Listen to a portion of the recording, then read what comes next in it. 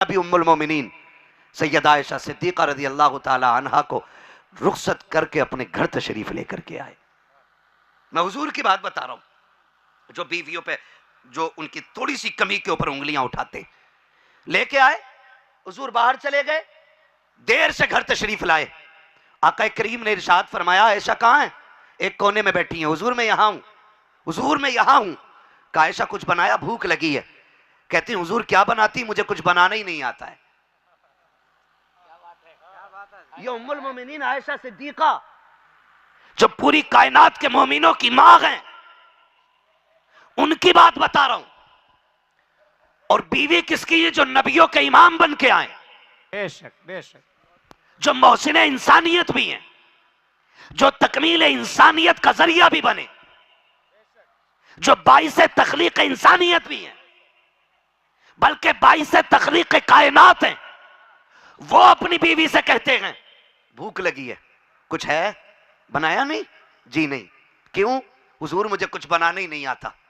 आका करीम ने इतना सुना, तेवर नहीं बदला, गुस्सा नहीं आया, आंखों में आपने गुड़ी नहीं डाली है, चेहरे पे जर्दी और सुर्खी के आसार नहीं आए, बल्कि लबों पे तबस्सुम मचलना शुरू हो जाता है। सरकार बीते कदमों से आगे बढ़े। आका करीम फरमाते हैं, अच्छा आयशा बताओ आटा किधर है? अल्लाह अकबर। पढ़े सारे मर्द इस तारीख को, जो औरतों पे सितम को मर्दानगी समझते हैं, किसी को जलील करने को मर्दानगी समझते हैं, किसी को बाप की गुर्बत का ताना देना अगर आपकी नजरों में मर्दानगी है तो पढ़ो, जो मर्द कामिल बन के मेरा नबी आया है, ये उसकी तारीख बयान कर रहा हूं। मेरे नबी कहते हैं आटा किधर है? मुस्तफा ने बर्तन उठाया, आटा निकाला। आका कहते हैं सुनो आयशा, देखो आटा यूं निकाला जाता है। फिर आटे में आका ने पानी डाला, आटा गूंदना शुरू किया है। आका कहते हैं आयशा देखो आटा इस तरह गूंदा जाता है। सरकार ने आटा गूंदा, फिर चूल्हे में आग लगाई, फिर तवा रख के रोटी फरमाया आयशा मेरे करीब आ जाओ। उम्मुल मोमिनीन आयशा सिद्दीक़ा हुजूर के बगल में बैठी है। सरकार रोटी बना रहे हैं और रोटी बना करके जब पहली रोटी बन गई, आका ने पहला लुकमा तोड़ा, उम्मुल मोमिनीन आयशा के मुंह में दे के फरमाया आयशा बताओ लुकमा कैसा है? हजरत आयशा रोने लगी। आका कहते रोए क्यों? कहते सारी औरतें अपने मुकद्दर को जाने, मगर मेरा मुकद्दर ये है कि मुझको नबियों के इमाम के हाथ की बनी रोटी जिंदाबाद, नारे तकबीर, नारे रिसालत, फैज़ाने औलिया कॉन्फ्रेंस, अल्लामा मुफ्ती हम्माद रजा साहब किबला जिंदाबाद जिंदाबाद। जब जब ऐसा मुआशरा होगा ना, फिर तलाक़ें नहीं होंगी। बोलो, फिर तलाक़ें, फिर तलाक़ें। हमारे मिंबर से ये सिखाया जाता था, घर जाना तो पहले सलाम करना। लोग कहते लो इमाम साहब हमें बीवी को सलाम करना सिखा रहे हैं, हम बीवी को सलाम करेंगे? इमाम साहब की पढ़ाई अच्छी नहीं है, ढंग के खुद नहीं है, पढ़ाई इमाम साहब की खराब हो गई। खैर बदलो, जानते हो फरमाया जब तुम बाहर से आओ घर में दाखिल हो सलाम करो, फिर उसके बाद सूरह इखलास 3 मरतबा पढ़ो। अल्लाह इतनी बरकतें देगा कि नस्लों से संभाला नहीं जाएगा। ये काम क्यों नहीं करते? ये काम करना चाहिए। यहाँ सलाम करने में कह रहा बेइज्जती हो गई, बीवी को हम सलाम करेंगे? क्यों? तुम क्या आसमान से उतरे हो? ये जब मिसअंडरस्टैंडिंग होती है ना, तो ये सबसे ज्यादा नुकसानदेह होती है, सबसे ज्यादा नुकसानदेह होती है। जबकि एक बात सुने, जरूरी नहीं है आपकी बीबी से आपका मिजाज मिलता हो। क्यों? उसकी वजह आपकी परवरिश जौनपुर में हुई, बीवी की परवरिश सुल्तानपुर में हो रही। समझ रहे? आपका परिवार, क्या नाम है इस बस्ती का?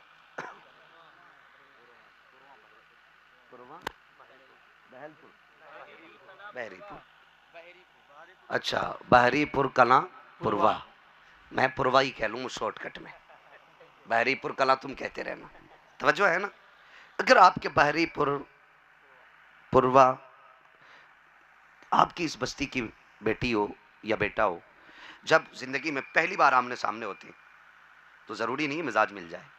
बिल्कुल उसी तरह जैसे एक बंदा छत पे खड़ा है और एक बंदा नीचे खड़ा है, एक छत पे है और दूसरा, बोले बीच में क्या है?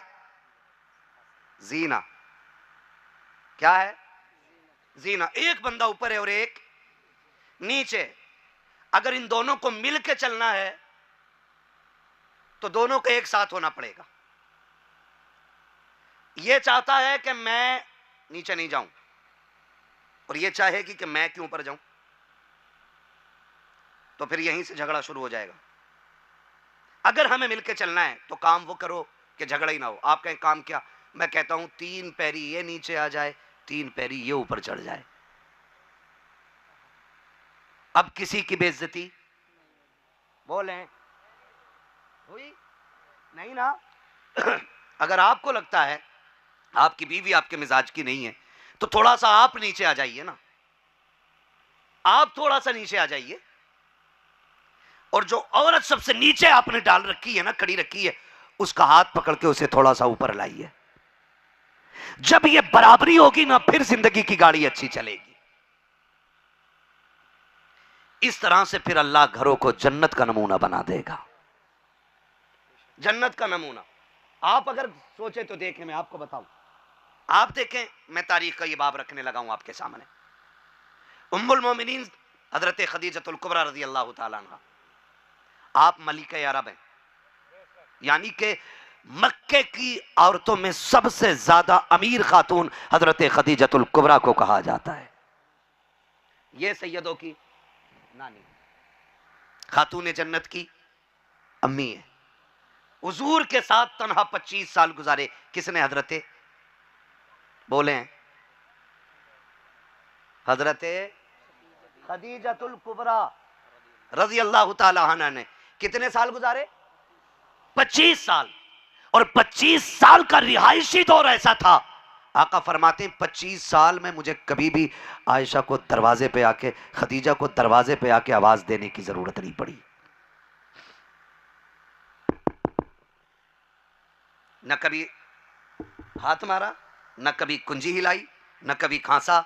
हुजूर फरमाते हैं जब मैं आता था, मेरी खदीजा मेरे आने से पहले दरवाजे पे खड़ी मिला करती थी। क्या आज ये माहौल है? आज ये माहौल है? नहीं ना। आज तो अल्लाह माफ करे, ऐसी ऐसी बीवियां हो गई हैं कि बीवी नहीं बेवा लगती हैं। हाँ, उनके होने से शोहर बेवा लगता। आई, खाया बनाया, सो गई। शोहर अगर 8 बजे की बजाय 10 बजे आता है, अपना आप चादर तान के लेटी है, वो कहता खाना चाहिए, तो मुंह खोले बगैर अंदर से कह रही किचन में जाके खा लो। बताओ शोहर बेवा हुआ कि नहीं? बोलो। अब जब बीवी होते हुए पानी देने तैयार नहीं, उसको खाना देने तैयार नहीं, तो फिर ये बेवा ही हुआ ना।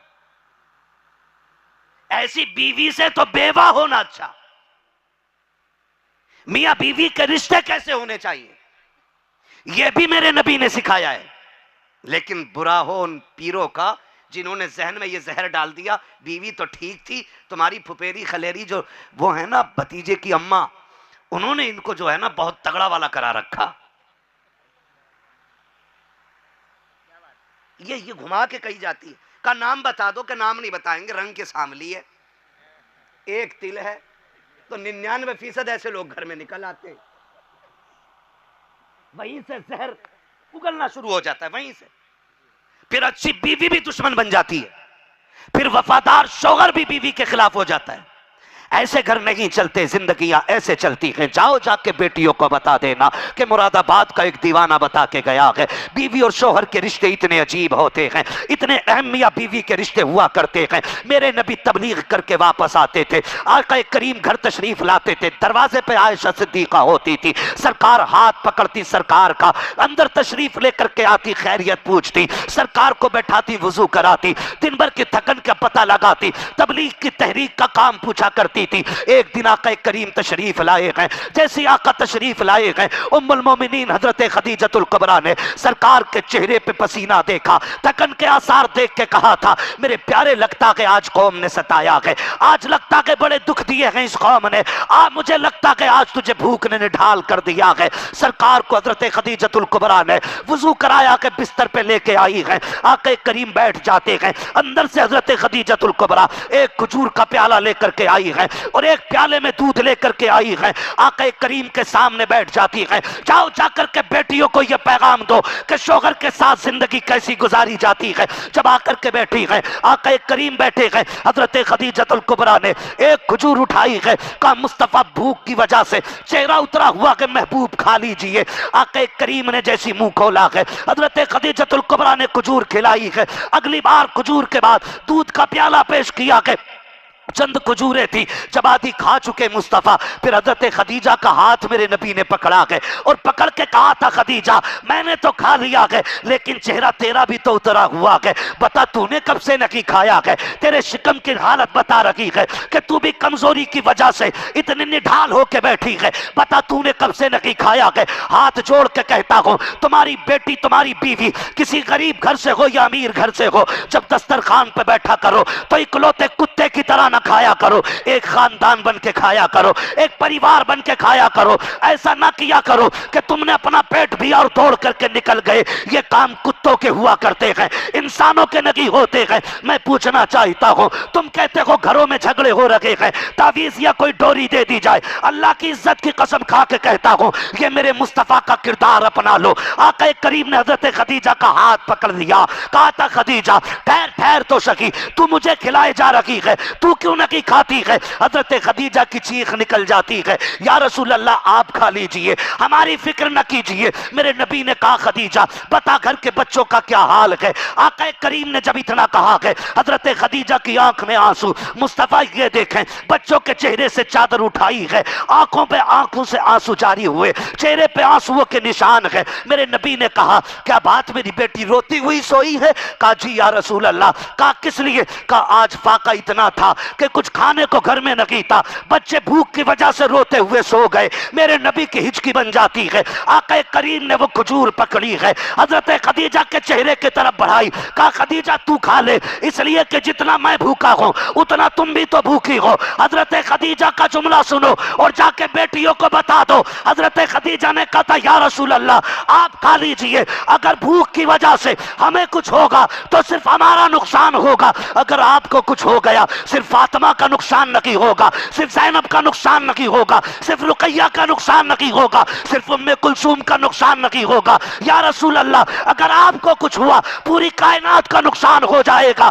या रसूल अल्लाह मेरे जैसे तो बड़े आ सकते हैं, लेकिन तेरे जैसा कोई नहीं आ सकता है। नारे तकबीर, अल्लाह अकबर, नारे तकबीर, अल्लाह अकबर, नारे रिसालत, या रसूलल्लाह, नारे रिसालत। या रसूलल्लाह, जिसने ईद मिलादुन नबी, जिंदाबाद, जिसने ईद मिलादुन नबी, जिंदाबाद, नारे तकबीर, अल्लाह अकबर, नारे तकबीर, नारे रिसालत, फैजाने औलिया कॉन्फ्रेंस, मसलके आला हजरत। वाह वाह वाह, है तवज्जो सारे लोगों की, है तवज्जो। जाओ जाके ये बेटियों को सबक पढ़ाओ, बेटियों को पढ़ाओ कि तुम शोहर की हो जाना, कायनात तुम्हारी हो जाएगी। अगर तुम शोहर की नहीं हो सकती ना, तो फिर तुम्हारा कुछ भी नहीं हो सकता है, ना दुनिया में कुछ तुम्हें मिलेगा और ना ही आखिरत में कुछ मिलेगा। हमने पढ़ाया ही नहीं बच्चियों को, हमने सिखाया ही नहीं बच्चियों को। हम अपनी बेटियों को पहले समझाएं। खुदा की कसम लोग शिकायत करते हैं, फला घर की बहू खराब है, फला घर की बहू खराब है। मैं कहता हूं बेटियों की तरबियत अच्छी कर लो, हर घर की बहू अच्छी हो जाएगी। बेशक बेशक, हर घर की बहू अच्छी हो सच जाएगी। है। सिर्फ बेटियों की तरबियत अच्छी कर लो, हर घर की बहू अच्छी हो जाएगी। और मैं आपको बता दूं, खुदा की कसम, नेक बीवी मिलना भी ना रब के बेशुमार बड़े बड़े इनामों में से एक इनाम है। नेक बीवी का मिलना, फरमाबरदार बीवी का मिलना, एक ऐसी बीवी जिसको आपका इंतजार हो, एक ऐसी बीवी जो आपके बगैर खाना ना खाए, एक ऐसी बीवी जो राग में नजरें बिछा के बैठी रहे, ये रब के तोहफों में से एक तोहफा होती है। लेकिन जिन लोगों ने सिर्फ दौलत की बुनियाद पर शादियां की, उन्हें क्या मालूम बीवी का सुख क्या होता है। सच है। जो सिर्फ दौलत की बुनियाद पर रिश्ते करते, जो बड़े घर की बुनियाद पर रिश्ते करते, वो क्या जाने बीवियां क्या होती हैं, उन्हें क्या पता बीवी क्या होती है। खुदा की कसम तारीख पढ़ें। आपसे भी मैं एक बात कह लूं, हम भी थोड़ी सी अपनी कमियों को दूर करें। सारी कमी बच्चियों में नहीं है, कुछ हमारे भाइयों में भी है, हम में भी कुछ कमियां, ये कमियां दूर करें। मिसाल के तौर पे मुझे आप बताएं, थके तो नहीं है ना अभी? अगर थक गए तो मैं खत्म कर लूं बात। और नहीं थके तो जरा बोल दें या रसूल अल्लाह। या रसूल अल्लाह। ये मेरे कमेटी वाले भाइयों ने बड़ी मेहनत की है। जलसा 1 दिन 8 दिन 5 दिन का नहीं होता, हाँ। जलसा तभी से शुरू हो जाता जब से तारीख मुकर्रर होती है। बेशक ये हक कमेटी है। वाले जूतियां तोड़ तोड़ के जलसा सजाते, सच है। भाग भाग के जलसा सजाते, और लोग कितने ताने देते, कितनी गालियां देते, कितनी बातें बनाते। कितने लोग कहते कि साहब ये तो पेट पालने के लिए है, पैसा जमा करने के लिए पैसा बचाते होंगे, कितने इल्जामात मिलते, तब जाकर ये जलसा सजता है। ऐसा सुन के बता दो कि तुमने सजा के दिखा दिया कि हमने जलसा सुन के दिखा दिया। आहा। सलामत रहें, खुदा आपको बरकतें अता करे।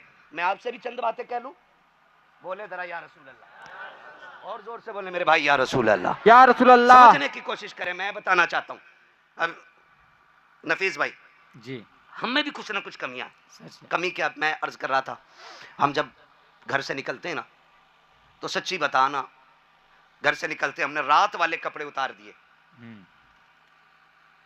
कुर्ता कहीं, पजामा कहीं, बनियान कहीं, रुमाल कहीं, चप्पल जूते जो हमारे रोजमर्रा के पहनने वाले हमने फेंके और निकल गए। हम में से कितने लोग हैं जो अपने चप्पलों को साफ करके रखते हैं, कपड़ों को तय करके रखते हैं, बिस्तर झाड़ के रखते हैं। हम तो उठे, नहाए, अपने पहने और निकल गए। बताओ घर की सफाई कौन करता है? बीवी। बोले हैं, जिनकी करती हो वो तो बोल जाएं, बाकी मैं समझ लूंगा। कौन करती है? हाँ, अब तो जान में जान आई। ठीक है ना? कौन करती हैं? बीवी। बीवियां, क्योंकि हमने देखा माएँ करती हैं हमारी।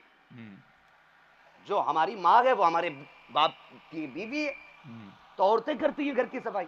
हमने जूता कहीं डाला, अब सच बताना, जब शाम को आए थे तो आपको जूता वहीं मिला था जहां छोड़ के गए थे, या किसी ने उठा के रख दिया था?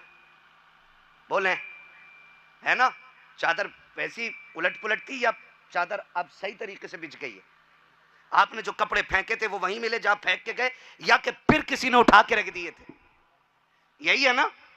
ये भले घर की औरतों के ये तरीके होते हैं। जो नहीं बोल रहे, मुझे नहीं मालूम उनके यहाँ ये होता है कि नहीं, लेकिन भले लोगों में ये होता है। और एक होनहार बहुओं की यही निशानी होती है कि वो घर को घर बना के रखती हैं, जंगल नहीं बनाती हैं। ठीक है ना? आप गए, आपने कहा मैं आता हूं दोपहर तक, उसने झाड़ू लगाई, सफाई की, आप शूट बूट पहन के, नहा के, कंगा शंगा मार के, थोड़ा सेंट वेंट खुशबू उशबू लगा के गाड़ी बैठ के निकल गए। आप 1 बजे तक दोस्तों के साथ टहलते रहे। ठीक है जी, 1 बजे तक। भैया पैसे चाहिए, सब ले जाओ उठा के, लेकिन डिस्टर्ब ना करो। है ना तवज्जो सारे लोगों की? कर लो बात। देखो कोई जबरदस्ती नहीं है, मुझे पसीना आ रहा है, मैं चाहता हूं जितना मुझे आ रहा है उसका 1% आपको भी आ जाए। है ना? हम गए, आए गए कि 1 बजे तक आते हैं। जब हम घर से निकल गए तो अच्छी बीवियां क्या होती हैं, आप तो दोस्तों के साथ खाते रहे, पीते रहे, खाते रहे, पीते रहे, कहीं पकौड़ी मार दी, कहीं बर्गर शर्गर मार दिया, कहीं कुछ मार दिया। 1 बजे तक दोस्तों के साथ तमाम सुट्टा सुट्टी, फिर आए 1 बजे। 1 बजे आए। औरत को जानते हो, जब से तुम गए हो ना, वो इसी इंतजार में थी, वो आ जाएंगे तब खाऊंगी। सच है।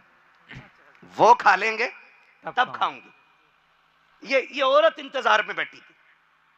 खाना बन गया, सारी चीजें तैयार, खुशबूदार खाना उसने खुद बनाया, भूखी है, उसने कुछ भी नहीं खाया, वो इंतजार में थी।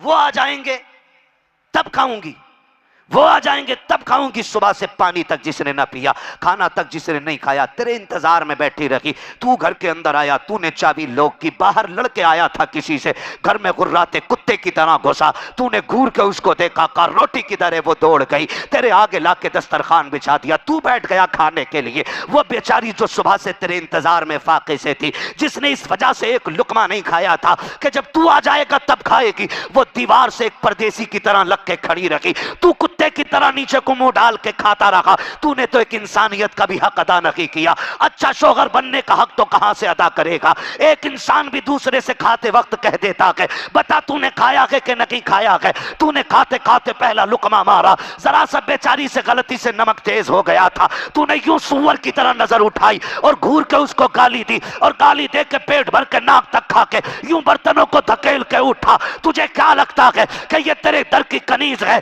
या तेरे बाप आपने खरीद रखा है, ये तेरे घर की कनीज और गुलाम नहीं है, ये तेरी शरीक हयात है, ये तेरी जीवन साथी है, ये तेरी एक एक लम्हे की हम सफर है, ये तेरी खुशियों की भी शरीक है, ये तेरे गम की भी शरीक है। तुझे हर हाल में संवारने वाली ये है, तुझे हर तरीके से संभालने वाली ये है, जिससे तूने चेहरा फेर के खाया, जिससे तूने गालियां दी है, इसको गुस्सा आ गया, तुमने इस तरह से उसका रवैया दिखाया। अब फिर कहते हो औरत फर्माबरदार नहीं है। अल्लाह की इज्जत की कसम खा के कहता हूं, तुम कहते हो बात नहीं मानती है, एक बात पे अमल कर लो, तुम इनकी दिलजोई के लिए अपने दस्तरखान पे इनके बगैर ना खाया करो, तुम इनको खुश कर लो, फिर अगर कहोगे ये तुम्हारे इशारे में तुम्हारी पैर की जूती बनने के लिए तैयार है। बेशक, सुभान अल्लाह, जिंदाबाद जिंदाबाद, हक है। वाह वाह वाह वाह वाह। तो भाई प्यार से तो बंदा शेर पे कब्जा कर लेता, तुमसे बीवी पे ही नहीं हुआ। और जब ऐसे हालात हो तो फिर वो भागती मियां के दौरे। मियां घर नहीं, बीवी को डर नहीं। हम चले कमाने और वो चली, क्योंकि बाबा ने कह दिया 1151 से कम का कोई तावीज नहीं मिलेगा। उससे पूछ जो पसीना पोंछ पोंछ के 300 रोज बचा के लाया, और तूने यूं जाके मुट्ठी भर के बिला वजह में फेंक दिया पैसा। बहन बेटियों से कहो कि शोहर की कमाई की कदर करें। कसम खा के कहता हूं, अगर एक बार ना औरत अपने शोहर को मंडी में मजदूरों की लाइन में खड़े होकर बिकता हुआ देख लेना तो फाके से जिंदगी गुजार लेगी, कभी सवाल नहीं करेगी। सच।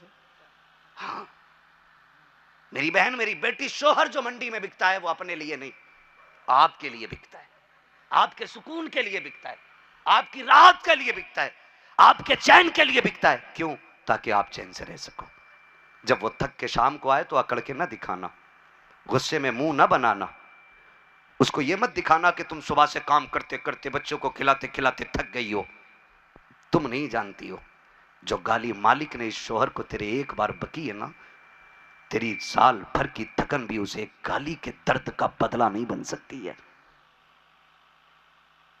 इसलिए कदर करे इसकी, इज्जत करे इसकी, इसको यह एहसास दिलाए कि तू हमारा बादशाह है, हम तेरे बगैर कुछ भी नहीं है। इसे यह एहसास दिलाओ। जब ये आए तो दौड़ जाया करो। मेरी बहन दौड़ के जा, थक के आया ना तेरा शोहर, थक के आया। कितना जालिम दौर है ये तो सभी को मालूम है ना। मंडी में भी गालियां मिलती हैं, धक्के मिलते हैं, लोग कहते हैं इतने ले रहा है, इतना काम तुझसे नहीं हुआ, ये इतने ले रहा है, इतना काम नहीं हुआ। बहुत गालियों के बाद थोड़ा सा।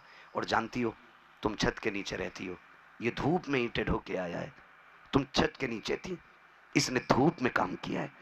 इसका मन चाहता था ठंडा पानी पीऊं, लेकिन जेब में हाथ डाला, 20 रुपए भी थे, सामने फिल्टर पानी की ठंडी बोतलें भी फ्रिज में रखी थी, लेकिन मुट्ठी बांध के इसने पैसे जेब में रखे और इसने टंकी या गड्ढे का कहीं का गर्म पानी पी के प्यास बुझाई। तुझे पता है कसम से, इसने 20 रुपए जो बचाए ना, वो अपने लिए नहीं बल्कि तेरे लिए बचाए हैं। उस 20 रुपए की कदर कर। फिर कहती है 18,000 का सूट चाहिए। सुन, अगर तुझे हलाल की कमाई का कोई 250 रुपए का सूट देने वाला तेरा शोहर है ना, तो तू हराम के 10 लाख के पहनने वाली सूटों वाली औरतों से ज्यादा खुश नसीब है। इसलिए कि जन्नत उन्हें नहीं मिलेगी जो हराम के करोड़ों के कपड़े पहनेंगी, जन्नत उन्हें मिलेगी जो फटे कपड़ों में जिंदगी गुजार के शोहर को मुस्कुराहट दे के रब की रजा लेके कब्र में चली। बेशक बेशक, जिंदाबाद। ये जाके आहा। बेटियों को पैगाम, तो इससे कोई फर्क नहीं पड़ता है आप किसकी बेटी हैं और क्या है, कोई फर्क नहीं पड़ता कितने का कपड़ा पहन रखा, ये तो मुआशरा भी जानता है। अगर एक 70,000 का जोड़ा पहन के बीवी शोहर के थप्पड़ मार दे, पूरी दुनिया गाली देती है। और कसम खुदा की पैबंद लगे दुपट्टा ओढ़ के अगर गरीब बीवी अपने शोहर की जूतियां उठा के ना सीने से लगा के चले ना, तो अमीर औरतें भी उस गरीब के कदमों पे कुर्बान होना चाहती हैं। पता ये चला, आज भी इज्जत दौलत की नहीं, किरदार की है। आज भी कदर किरदार की है, आज भी एहतराम किरदार का है, आज भी वैल्यू किरदार की है। और खुदा की कसम खा के कहता हूं, कायनात में कोई फातिमा जैसी औरत हो तो ला के दिखाओ। कौन खातून जन्नत? जिसकी गोद से हसन हुसैन ने, जिसकी गोद की शहजादी को ज़ैनब कहा जाता है। और ज़ैनब कौन है? कायनात की औरतों में सबसे कम उम्र में कुरान की हाफिजा और कुरान की मुफस्सिरा को सैयदा ज़ैनब कहा जाता है। सुभान अल्लाह, जिंदाबाद। वाह वाह वाह। सोचे तो सही, मैंने किससे पढ़ा, आपने किससे पढ़ा, आपने किससे पढ़ा? ज़ैनब वो है जिसने खातून जन्नत से कुरान पढ़ा है। सुभान अल्लाह, सुभान अल्लाह।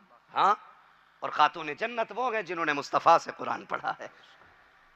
क्या बात रजा उस चमनिस्तान करम करम की, की जहरा है कली जिसमें हुसैन और हसन हुसैन और जोर से हुसैन और। इनके तय बन जाने का मतलब है कि मेरा वक्त खत्म हो गया है, अब मैं आपका वक्त ले रहा हूं। ठीक है ना रिजवान भाई? हाँ, खुदा आपको सलामत रखे। मैं अर्ज कर रहा था, खातून जन्नत जैसी कोई बेटी हो तो ला के दिखाओ। एक दिन ना हुजूर आए, सुने, और दरवाजा अंदर से सैयदा की आवाज आई, मन दक्कल बाब, कौन है दरवाजे पे? हुजूर कहते हैं ना मोहम्मद रसूलुल्लाह सुभान सल्लल्लाहु अलैहि वसल्लम। अल्लाह ताला। इतना सुना चेहरा खिल गया सैयदा का। अब्बा जी आ जाइए आ जाइए। हुजूर अंदर आए, खातून जन्नत का चेहरा उतरा हुआ है। बेटी खैर है ना? चेहरा क्यों उतर गया? अर्ज करती हैं, अब्बा भी अभी अली से ना झगड़ा हो गया है, चले गए नाराज होके। हुजूर जाए ना मेरे अली को ले आए।